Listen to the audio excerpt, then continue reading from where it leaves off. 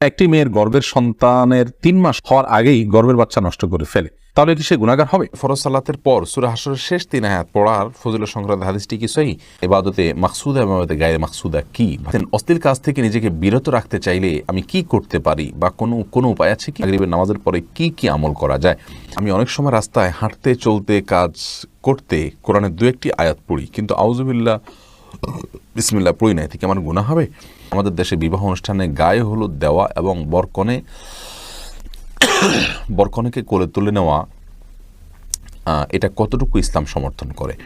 বাবা মা যদি কোনো হারাম কাজ করতে বলেন, যদি তা পালন না করার কারণে তারা কষ্ট পায়, তাহলে কি আমার গুনাহ হবে? যেমন সুদের মতো কোনো কিছু, শ্বশুরবাড়ি থেকে টাকা চাওয়া। সূরা ইয়াসিন একবার পড়লে ১০০ বার কোরআন খতমের সওয়াব পাওয়া যায়, এটা সঠিক কিনা? চেয়েছেন ব্যবসার ক্ষেত্রে কতটুকু লাভ করা যাবে ইসলামের শরীয়ত অনুযায়ী? শিরক করলে তার মৃত্যুর পর কি তার জন্য জান্নাতের দোয়া করা যাবে? সোহেল রানা জানতে চেয়েছেন, আমি অনেক সময় রাস্তায় হাঁটতে চলতে কাজ করতে কোরআনের ২-১টি আয়াত পড়ি, কিন্তু আউযুবিল্লাহ বিসমিল্লাহ পড়ি না, এতে কি আমার গুনাহ হবে? দেখুন, আপনি যখন কোরআন তেলাওয়াত করবেন শুরুতে, তখন অবশ্যই আপনাকে আউযুবিল্লাহ পড়তে হবে। আল্লাহ রাব্বুল আলামিন কোরআনে কারিমে বলেছেন, ফাইদা কারাতাল কুরআন ফাস্তাইজ বিল্লাহি মিনাশ শাইতানির রাজিম। আর যখন তুমি কোরআন তেলাওয়াত করবে, তখন বিতাড়িত শয়তান থেকে আল্লাহর কাছে আশ্রয় প্রার্থনা করবে।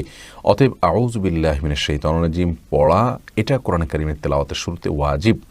আপনি যখন একাকী হোক আর যে অবস্থায় হোক না কেন, তেলাওয়াত যখন শুরু করবেন, আপনি বিসমিল্লাহ পড়াটা আপনার জন্য আবশ্যক না, সুন্নাহ, কিন্তু আউযু বিল্লাহি মিনাশ শাইতানির রাজিম পড়াটা কিন্তু ওয়াজিব, এটা আপনাকে পড়তে হবে। আলোর সন্ধানে আইডি থেকে আপনি জানতে চেয়েছেন, আমাদের দেশে বিবাহ অনুষ্ঠানে গায়ে হলুদ দেওয়া এবং বরকনেকে কোলে তুলে নেওয়া, এটা কতটুকু ইসলাম সমর্থন করে?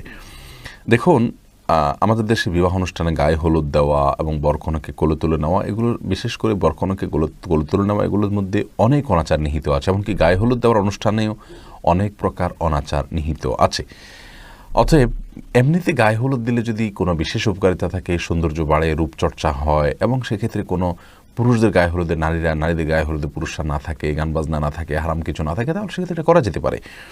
কিন্তু এর পেছনে যদি কোনো বাজে বিশ্বাস থাকে, তাহলে এটা করার কোনো সুযোগ নেই। আর বরকনেকে একে অন্যকে কোলে তুলে নিয়ে করা, যেমন নতুন বধূকে, নববধূকে শ্বশুরবাড়ির কোনো পুরুষরা যদি কোলে তোলে, অথবা আপনার বরকে যদি কোনো মহিলারা কোলে তোলে, সেটা হারাম। আর যদি পুরুষকে তার শ্বশুরবাড়ির পুরুষরা, মহিলাকে তার মহিলারা কোলে তুলে নেয়, তাহলে সেক্ষেত্রে সেটাকে হারাম বলা কোনো কারণ। এটা আঞ্চলিক একটা সংস্কৃতি, আর আঞ্চলিক সংস্কৃতি ইসলামের সাথে কোনো কিছুর সাথে সাংঘর্ষিক না হলে সেটাতে কোনো অসুবিধা নেই। সাইদুর রহমান শফিক জানতে চেয়েছেন, বাবা মা যদি কোনো হারাম কাজ করতে বলেন, যদি তা পালন না করার কারণে তারা কষ্ট পায়, তাহলে কি আমার গুনাহ হবে? যেমন সুদের মতো কোনো কিছু, শ্বশুরবাড়ি থেকে টাকা চাওয়া। দেখুন, বাবা মা হারাম কাজ করতে বললে আপনি তো সেটা করবেনই না, না করার কারণে তারা যদি কষ্ট পান, তার কারণে আপনার কোনো গুনাহ হবে না। কারণ লা তাআতা লিমাখলুকিন ফি মাসিয়াতিল খালিক, সৃষ্টিকর্তার অবাধ্য হয়ে কোনো সৃষ্টির বাধ্যগত হওয়া যাবে না। আর আল্লাহর বিধানকে মানতে গিয়ে যদি তারা নাখোশ হন, তাহলে তাদের সে নাখোশি, তাদের সে অসন্তুষ্টিটা অযৌক্তিক এবং সেটা অন্যায় অসন্তুষ্টি, যার কারণে তার দায়ভার আপনাকে বহন করতে হবে না। তবে হ্যাঁ, আপনার তরফ থেকে যেন তাদের সাথে কোনো প্রকার দুর্ব্যবহার বা আচরণগত খারাপ কোনো কিছু যেন প্রদর্শন করা না হয়, সেদিকটা খেয়াল করতে হবে। আপনি জানতে চেয়েছেন, মাগরিবের নামাজের পরে কি কি আমল করা যায়? দেখুন, সন্ধ্যার আমলগুলো এগুলো আসরের পর থেকেই করা যায়, মাগরিবের পরে করতে পারেন। আমাদের একটি দোয়ার বই, রাসূলুল্লাহ সাল্লাল্লাহু আলাইহি ওয়াসাল্লামের সকাল ও সন্ধ্যার দোয়া ও জিকির নামে, এই বইটাতে আপনি সন্ধ্যার আমলগুলো পেয়ে যাবেন। সেগুলো আসরের পরে, মাগরিবের পরে যে কোনো সময় আপনি করতে পারেন। আর নির্দিষ্ট করে সূর্য ডোবার পরে কিছু আমলের কথা হাদিসে বলা আছে, সেগুলো আপনি মাগরিবের পরে করবেন। অতএব সেগুলোর পরিমাণ খুবই কম। আর এছাড়া মাগরিবের নামাজের পরে, ৫ ওয়াক্ত নামাজের পরে যে জিকিরগুলো আছে, সেগুলোতে আপনি করবেন ইনশাআল্লাহ বিদিনা। সেগুলো নিয়ে আমাদের ওয়েবসাইটে একটা কার্ড তৈরি করা আছে, সেটা দেখে নেবেন, আয়াতুল কুরসি ইত্যাদি পড়বেন। এছাড়া বিশেষ কোনো আমল নেই। এমনি আব্দুল মাজিদ জানতে চেয়েছেন, অশ্লীল কাজ থেকে নিজেকে বিরত রাখতে চাইলে আমি কি করতে পারি বা কোনো উপায় আছে কি? ভাই আব্দুল মাজিদ, পরিবেশ পরিবর্তন করা, এটা হলো সবচেয়ে বড় কাজ। আমরা অনেকেই কিন্তু অশ্লীলতার সাগরে হাবুডুবু খেয়ে থাকি। অনেক ভাই বোনই প্রশ্ন করে থাকেন। দেখুন, অশ্লীলতা থেকে বেঁচে থাকার জন্য পরিবেশ পরিবর্তন করা, গুনাহের পরিবেশ ত্যাগ করে তাকওয়ার পরিবেশে যাওয়া, এটা হলো সবচেয়ে বড় মাধ্যম। আর এই জন্য আল্লাহ রাব্বুল আলামিন কোরআনে কারিমে মুত্তাকিদের সঙ্গে আমাদেরকে থাকতে বলেছেন, যাতে করে আমরা ভালো মানুষ হিসেবে থাকতে পারি, বেঁচে থাকতে পারি। যে জায়গায় অশ্লীলতা আছে সেখান থেকে আগে থেকে বাদ দেওয়ার চেষ্টা করা, আগে থেকে সেখান থেকে দূরে থাকার চেষ্টা করা। আল্লাহ তাআলা তৌফিক দান করুন। আর রাকিব খান জানতে চেয়েছেন ইবাদতে মাকসুদা এবং ইবাদতে গায়রে মাকসুদা কি? ভাইয়া রাকিব খান, ইবাদতে মাকসুদা মানে হলো যে ইবাদত মৌলিকভাবে ইবাদতের উদ্দেশ্যেই করা হয়, আর ইবাদত গায়রে মাকসুদা হলো যেটি মৌলিকভাবে ইবাদত নয়, কাজটা মূলত ইবাদত নয় কিন্তু শরীয়ত নির্দেশ করেছে তাই ইবাদতে রূপান্তরিত হয়েছে। যেমন নামাজটা হলো মৌলিক ইবাদত, আর আপনার তার জন্য পবিত্রতা অর্জন করা, কাপড় পাক রাখা, অজু করা, এগুলোকে বলা হয় ইবাদতে গায়রে মাকসুদা। এটা মূলগতভাবে অজু করাটাই কোনো উদ্দেশ্য নয়, বরং অজুটা অন্য একটা কাজের উদ্দেশ্যে করা, সেটা কোরআন তেলাওয়াত হতে পারে, নামাজ হতে পারে, অন্য কোনোটা হতে পারে। তো এটা মূল উদ্দেশ্য নয়, যেন এটাকে গায়রে মাকসুদা বলা হয়। মাকসুদ মানে উদ্দেশ্য, আর ইবাদত মাকসুদা মানে যেটা মৌলিকভাবে উদ্দেশ্যই হচ্ছে ইবাদত করা, যেমন নামাজ, রোজা, হজ, যাকাত, এগুলো সবগুলো। এরপরে হজ জেহাদের কথাটাও এরকম বলা হয় যে ইবাদত গায়রে মাকসুদা, মূলত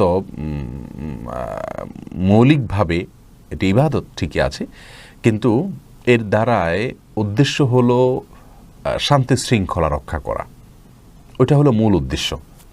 এবং এক্ষেত্রে মারামারিটা, মানুষ হত্যা করাটা, এটা মূল উদ্দেশ্য নয়। সাদিয়া ইসলাম, আপনি জানতেছেন সূরা ইয়াসিন একবার পড়লে 100 বার কোরআন খতমের সওয়াব পাওয়া যায়, এটা সঠিক কিনা না বোন? এটা বিশুদ্ধ কোনো হাদিস দ্বারা প্রমাণিত নয়। সূরা ইয়াসিনের আসলে কোনো বিশেষ ফজিলতি বিশুদ্ধ কোনো হাদিস দ্বারা প্রমাণিত নয়। সূরা ইয়াসিন সম্পর্কে অনেক কথা আছে, একবার পড়লে 7 খতমের সওয়াব পাওয়া যায়, এটা সেটা, এগুলো বিশুদ্ধ কোনো হাদিস দ্বারায় প্রমাণিত নয়।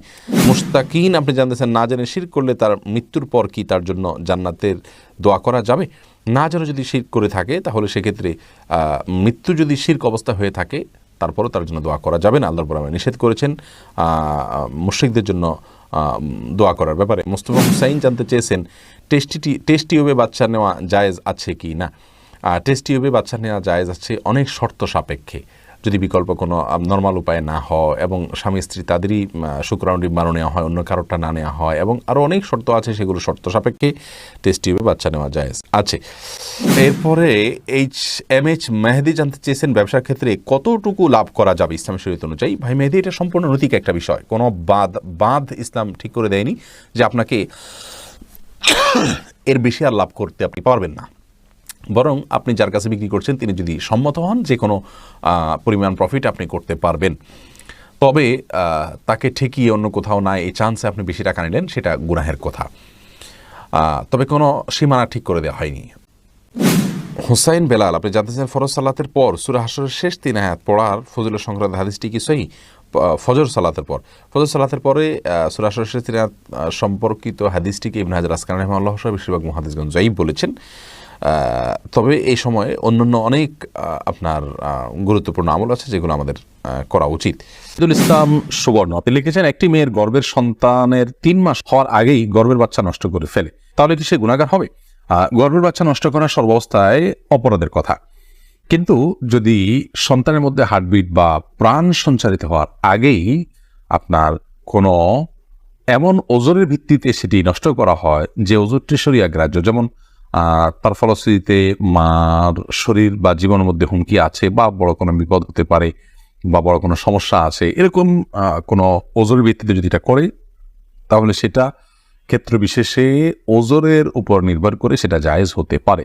আর এমনিতে মনে চাইলো আর সন্তান নষ্ট করে ফেললো সামান্য ঠনক অজুহাতের ভিত্তিতে এটি জায়েজ হবে না, এর ফলশ্রুতিতে মানুষ গুনাহগার হবে।